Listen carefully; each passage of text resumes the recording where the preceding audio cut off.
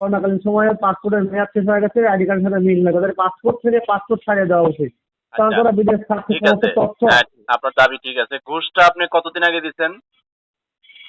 আমি বিগত 10 দিন আগে গেছি। 10 দিন আগে কার কাছে দিচ্ছেন, মানে কোন ডিপার্টমেন্টে, বাংলাদেশের কোন জায়গায়?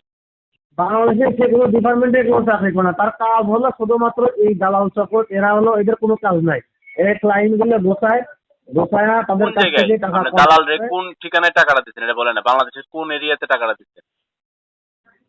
এটা হলো পাবনা, পাবনা পাসপোর্ট অফিসের সামনে কিছু লোক থাকে ওইখানে।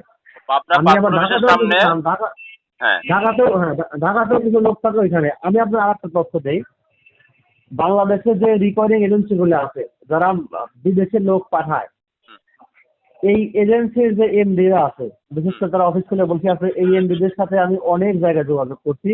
হ্যাঁ। তারা ওই বলে যে 15,000 টাকা লাগবে,